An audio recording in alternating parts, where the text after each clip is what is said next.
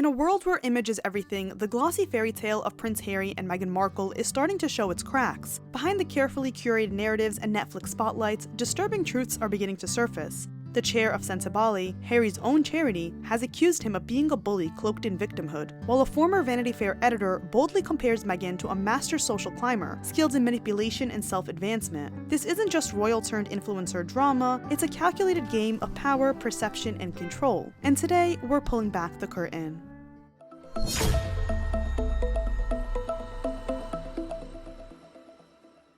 Hey everyone, and welcome back to Scandalous Media. It's Angela here, and our favorite disastrous duo has been up to one too many things as of late. Whether it's painfully staged content for Instagram, a new level of delusion reached by the moaning prince, or the never-ending self-serving saga now featuring the new podcast with the desperate wannabe American princess, you truly have to hold back the cringe and laughs when they get exposed. And that's exactly what this video is about, a recap of all the latest updates concerning the disastrous duo and more. If you guys enjoy my coverage of Harry and Meghan, be sure to like and subscribe for new videos each week, follow us on our social media, and be sure to check out our Harry and Meghan playlist, where we break down their most embarrassing moments, expose the lies, and highlight how their non-stop spotlight chasing proves they're anything but the privacy-seeking victims they claim to be.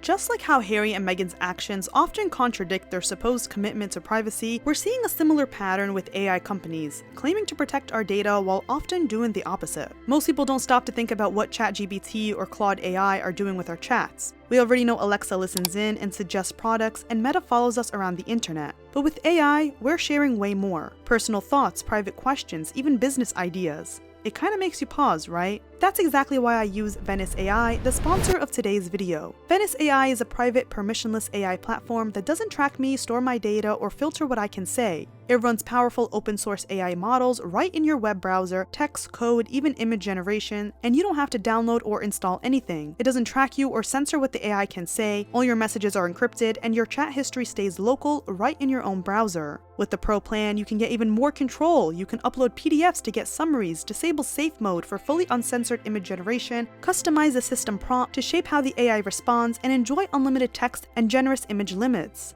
Oh, and get this, ChatGPT actually has a former NSA director on its board, so yeah, it makes you wonder how private those chats really are when you're using big-name American AI.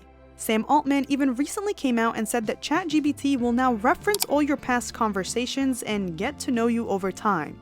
And let's be honest, we've all noticed how these platforms steer responses in a certain direction. That's why Venice AI stands out to me. No surveillance, no agenda, just raw, unfiltered AI, the way it should be. You don't even need to create an account to try it. Just head over to veniceai/scandalousmedia and you can start chatting instantly. If you want full access to a completely private, censorship-free AI plus a bunch of other awesome features, go to veniceai/scandalousmedia and use code scandalousmedia for 20% off the Pro plan.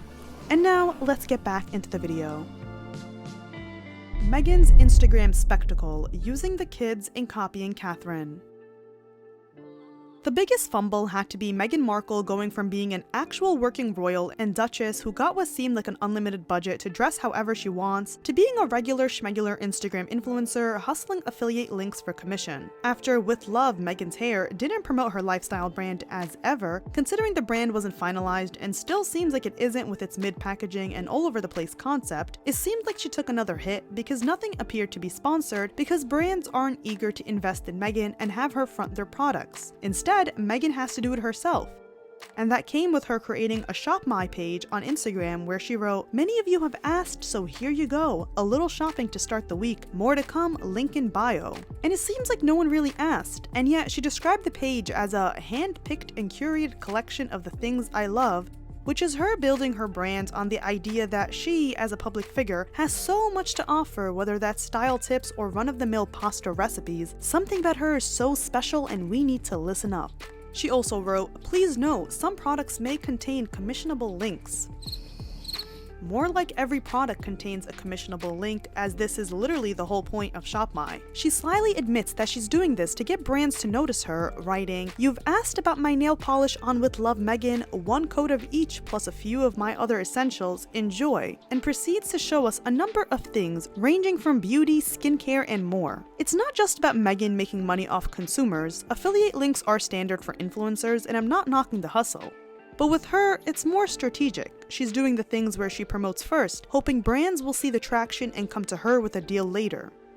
The problem, however, is the baggage. The way she's repeatedly tried to leverage the royal family for her own agenda leaves a bad taste, and brands aren't eager to get caught in that mess. She's using her title, Duchess of Sussex, which has many accusing her of trying to monetize the monarchy, which is a very valid point considering that this is quite literally exactly the opposite of what the late Queen Elizabeth would have ever wanted. With Meghan, she's never giving back, which is the whole point of being a royal, being a public servant. Instead, she has always wanted to take the name, fame, and relevancy that came from the royal family and monetize it to her own liking. And she's doing this all while trying to cosplay as a royal, because it's quite odd that she has the same exact clothes that the Wales kids are wearing on her Shop My page. These brands are generally associated with the Wales kids, who sell out these items just by being photographed in them, an influence that Meghan is trying to copy and hope to elevate on Instagram. Bowden, a royal adjacent British brand, has made no secret of its attachment to the Wales children. In 2018, it released a very British baby collection to celebrate the birth of Prince Louis. Princess Charlotte wore a Bowden sweater in her 8th birthday photos taken by Catherine. And yet, here's Meghan including these very brands, likely to use them selling out as data later, banking on their prior association with the Wales children as a setup to claim that's the Sussex power.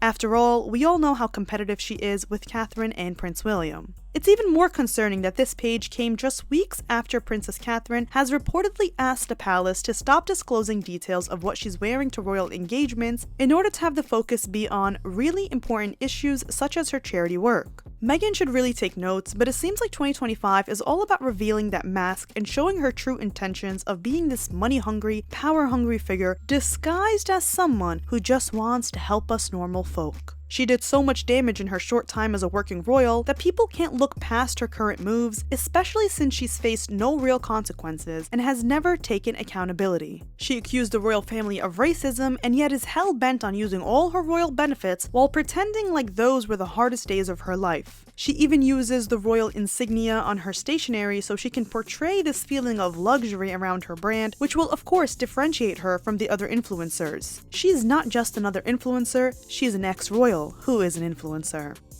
Her brand, as ever, feels rushed with labels that are full of air bubbles in cheap, poorly executed packaging. She's trying to sell a luxurious lifestyle to elevate yours, but she can't even manage the basics, like getting the labels applied properly, let alone delivering anything that truly feels elevated. Remember the family-owned brand As Ever NYC that Meghan ripped off? Well, they seem to be trolling Meghan, releasing As Ever Jams t-shirts after everything on their store sold out, despite fears that Meghan would engage in a trademark war with them over the name. All of this is happening while Meghan continues her tired influencer job of exploiting the kids on her stories nearly every day, making sure we all get a glimpse of their little hands as she banks on them to sell this very forced idea of a perfect life they got. Everything she posts is cringe, and it reminds me of what her father said about her pre-planned and rehearsed behavior, especially when it comes to her facial expressions, as I discussed in my behavioral analysis video on her. She posted this video on her story with her friend Kelly, where she appears makeup-free and in her PJs, and just look at her exaggerated reaction to eating a banana with some yogurt, fruit, and granola. Cheers. So good. People thought that Gwyneth Paltrow was showing Meghan how it was done when she posted this reel afterward of her making breakfast in her pajamas, but who really knows, considering their little publicity stunt before. What do you guys think?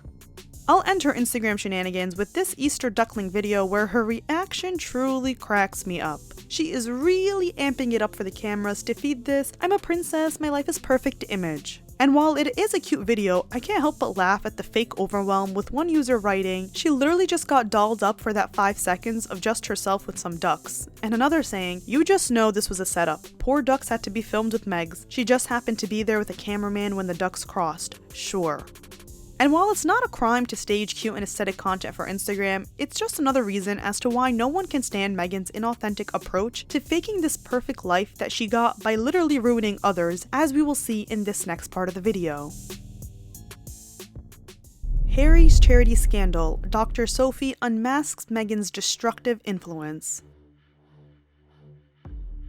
I knew that this video of Meghan refusing to let Dr. Sophie Chanduka pose next to Harry would come to haunt both her and Harry later on. It is lasting evidence to show us that no matter what side of the pond both Harry and Meghan are on, their behavior remains the same. But my oh my was the reality and behind the scenes drama even worse than anticipated. And we have all this information from the source herself, the lovely Dr. Sophie Chanduka, who exposed that Harry's abrupt plans to film that polo charity event for Netflix increased cost for the charity, which they couldn't afford. We had a very generous family that was happy for us to use their polo grounds at a material discount. And then about a month before the event was about to take place, Prince Harry called the team and said, "I'm doing a Netflix show, and I would love to bring a camera crew so that I can include some footage in this show." And so the team called me and tell me, "Oh, Prince Harry's made this request, so we're doing the things." I said, "You can't be doing the things without seeking consent from the property owners, the sponsors, all the guests. Nobody signed up into being on a Netflix show." The discount they originally had to use the property for the event had suddenly disappeared as it became a commercial undertaking, which led to having to find a new venue as a whole. And so we have this discussion about the need to talk to everybody. We come up with draft agreements. And of course, the venue owner says this is now a commercial undertaking. So here are my terms. We couldn't afford it. So now we lost the venue. So we went to another venue. And we were lucky enough that through Prince Harry's connections, actually, and a friend of his, there was another family that was prepared to host. The show went on, but there was a lot of disruption, right? A lot of people were unhappy because we'd worked on this for months. Dr. Sophie even credits the fact that through Harry's connections, they got the second venue, but everyone was very unhappy with the fact that this even happened to begin with. And here is where the villain of every story enters. On the actual day, we had Prince Harry, which is always wonderful. The Duchess decided to attend, but she told us she wasn't attending. And she brought a friend, a very famous friend. So you can imagine all of the activity that goes with these additional amazing people. We're excited about it. We would have been really excited had we known ahead of time, but we didn't. So not only did Meghan basically crash the event without any prior announcement, at least alerting the charity so they could prepare, but she also disrupted the event when she showed up with Serena Williams. This is incredibly frustrating because if Meghan had woken up that day and decided to fabricate security concerns as she's been known to do, she could have easily shifted the blame onto Scandalousmedia. We might have never learned the actual truth, that she showed up at the event last minute accompanied by a very public figure who was bound to attract media attention. It's situations like this that really make you question how often Meghan reshapes narratives to suit her image, especially when she's directly involved. About the infamous video where Meghan refuses to make room for the chair of the charity, Dr. Sophie Chanduka says, "And so the choreography went badly on stage because we had too many people on stage. The international press captured this, and there was a lot of talk about the Duchess and the choreography on stage and whether she should have been there and her treatment of me."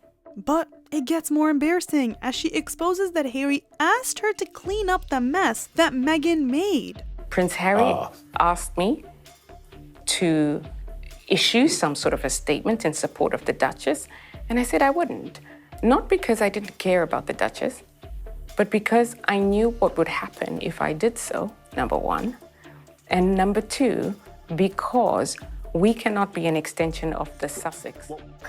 What? That is just insane to hear.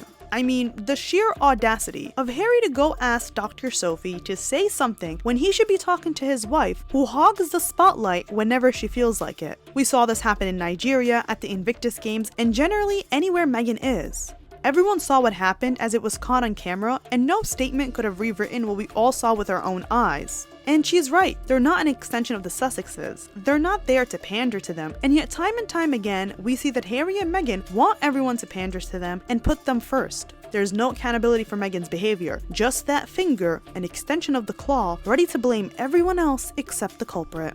This came after it was announced that Harry had stepped down as a patron of Scandalousmedia, the charity he co-founded, after a major fallout with the chair of the board, Dr. Sophie Chanduka. Harry, along with Prince Seiso of Lesotho and other trustees, resigned, saying they were heartbroken by the decision. They claimed Sophie's leadership made it impossible to continue, calling the situation untenable. Meanwhile, Sophie fired back by calling herself a whistleblower. She hit back hard and revealed that she's filed a lawsuit against Scandalousmedia in the High Court. She hinted that the charity had become more of a vanity project for Prince Harry, Prince Seiso, and the other trustees. At first, Scandalousmedia said Sophie was unavailable because she was traveling, but after Harry's statement saying that he was devastated to leave the charity he started in memory of his mother, Sophie's team released their own. She took a jab at unnamed individuals, saying that some people act like they're above the law, mistreat others, then play the victim in the media. She asked viewers to think, why would the chair of the board report her own trustees unless something serious was going on? And why would the High Court even take the case if it had no merit? She said, because beneath all the victim narrative and fiction that has been syndicated to the press is the story of a woman who dared to blow the whistle about issues of poor governance, weak executive management, abuse of power, bullying, harassment, misogyny, misogynoir, which is misogyny directed towards black women, and the cover-up of that ensued. I could be anyone. While I'm sure so much is happening behind the scenes, after Harry's public delusions, selling out his family for a headline, and going about things in the most unprofessional manner, it's not a shock that anything he's part of disintegrates. And anything Meghan touches explodes. This is a repetitive pattern of theirs with endless stories. Harry has always been a poor leader who couldn't even speak up about the abuse of the Baka people by the African Parks guards, and now he's too busy pointing the finger at a woman who was made a mockery of by his wife on a stage in front of everyone. It's also hilarious that the man who accused his family of racism and misogyny against his wife and child is now being accused of the same. And like he recruited names for his delusional phone hacking case, all of which settled, leaving only 2 names by the time it got to its end, I don't doubt that this is the same thing that happened with the Board of Trustees. If you recall, it was reported that Harry tried to trademark the Scandalousmedia charity amid reports of Meghan trademarking everything under the moon to monetize it. So it seems like Dr. Sophie was right, it was nothing but a vanity project for him. One user did a little digging, pointing out that Scandalousmedia was registered as a trademark on March 22, 2025, and just 3 days later, it was announced that Harry quit and wanted Dr. Sophie out. He even tried to trademark it under both he and Meghan's name, which provides even more context to everything Dr. Sophie said in her statement. This user wrote, when Dr. Sophie found out, she insisted that the owner of the trademark must be Scandalousmedia itself. Harry applied for the trademark on April 6, 2023. Scandalousmedia fought, and he ran into problems. On May 17, 2024, Scandalousmedia changed its lawyer and address in the application, as well as the purpose of the Scandalousmedia trademark, which was left solely for charitable purposes, not commercial. Harry and Meghan got caught and are angry they can't exploit Scandalousmedia for themselves. What do you guys think? Keep in mind that this is coming from the man who so foolishly let a D-list cable television actress play him, use his royal upbringing to fund her own lifestyle, and she slowly kicked him out of the picture as she releases her podcast, her Netflix show, and her brand. And what is he doing? Fighting with charity chairs and directly speaking to the media he complains of, telling People magazine that he's so happy for my wife and fully support absolutely everything she's done and continues to do. I'm incredibly proud. What a joke.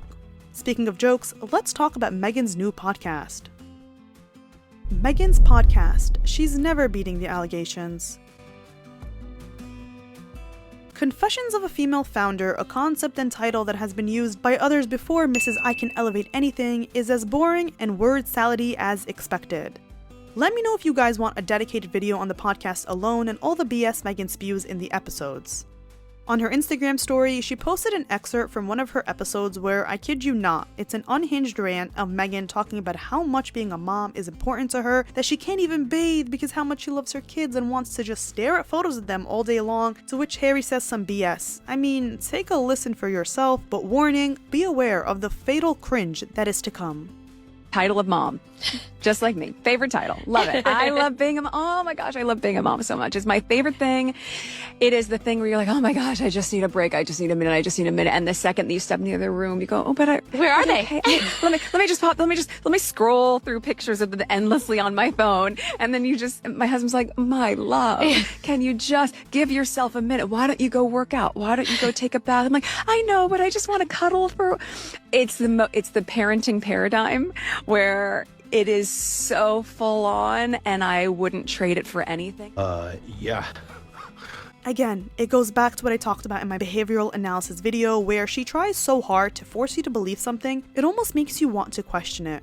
She's always on the defense when it comes to her being a parent because of the rumors that it's the nanny taking care of them while she exploits her children on Instagram, and if that wasn't true, why does it seem like she's triggered and hell-bent on proving that it's not true and that she's the best mom out there? And the podcast is, as expected, being used to peddle out more personal information about Meghan in the Me show, because tell me how the self-proclaimed private queen had more information to share about her miscarriage 5 years later on a podcast where consumers are supposed to somehow benefit when it comes to launching businesses. She compared her miscarriage to letting go of a business and stepping down from a company. What? God, she'll do anything to sell something. It's funny because every time she and Harry spoke about this miscarriage where they alleged to bury the remains of their unborn baby somewhere super secret, as if that's not illegal, but anything to feed into that tortured love fairy tale story they've been trying to peddle for nearly a decade, they've also given us 3 different versions of the story as I exposed in my video about their Netflix soap opera. It was in episode 6, which I'll link, so definitely check that out. But she continues and brings up the conversation of working from home during the pandemic as if Meghan had a job during the pandemic. And the pandemic may have been the thing that shifted this, when working from home and parenting from home, where they are completely converged, can feel incredibly overwhelming. She cracks me up because she was vacationing in Tyler Perry's house during this time, and yet she unleashed havoc on the royal family with lies that couldn't stand the test of time, yet she wants to talk about working from home during the pandemic? What could you have possibly been doing? In a different episode, Meghan revealed that she suffered from postpartum preeclampsia, a condition related to high blood pressure and excess protein in urine in the days or weeks after giving birth. You know, some things are just too private and we don't need to know that much about each other. If you want to share it, do you, but the issue with Meghan is that she berated the press and the royal family with accusations that they're leaking stories about her and not respecting her privacy, and yet she goes and says this. She wants to be talked about so badly, she is ready to reveal anything shocking or bombshell-worthy to promote her business podcast, which, again, what is the correlation between being a female founder and these excessive private details being revealed to the public? And yet she intertwined it back to the same word salad that comes with talking about being a mom, saying it's so rare and so scary, and you're still trying to juggle all of these things and the world doesn't know what's happening quietly, and in the quiet, you're still trying to show up for people, mostly for your children, but those things are huge medical scares. What? Remember what she said on the Drew Barrymore show? Something about her brand being about showing up for people? Find ways to show up for each other. And if that's the one thing that I can convey through the show or through As Ever as a brand, I want people to know you can show up for each other because you know how good it feels when someone shows up for you. She will literally say anything for a buck. It's hilarious. And everyone, especially the inside circle of Hollywood, is catching on. Another hit in the train wreck that is Meghan in Hollywood is what ex-Vanity Fair editor Graydon Carter said about her. He called her the Undine Spragg of Montecito, a reference to a character in Edith Wharton's 1913 novel The Customs of the Country, about a social climbing female who moves from the Midwest to try to make it in New York's high society. The character cycles through powerful men using marriages and separations to climb her way to social stardom in the city and backstabs and manipulates others, but feels little satisfaction in achieving her goals and often finds herself haunted by her failures. The character symbolizes greed and ambition, and although Spragg gets everything she wants by the end of the book, she's still left feeling unfulfilled. My bad. I'm sorry. Oh, he tore her to shreds. Meghan can go around New York in another over-the-top 4-car motorcade after failing to prove the faux car chase from 2 years ago, and Harry can whine and cry about how he's exhausted and overwhelmed with his security case he was just trying to appeal in the UK, but nothing will change the fact that these two are embarrassing and they destroy everything they touch because there is not an ounce of authenticity in their bodies nor their brand. Well, that's all for this video. I hope you guys enjoyed it, and be sure to let me know what you guys think in the comments below. What else have Meghan and Harry been up to, and what do you think the rest of the year is going to look for them? Be sure to follow us on our social media, like and subscribe for new videos each week, put those post notifications on so you don't miss the live premiere we do for every video, follow our podcast linked below, and as always, I'll see you next time.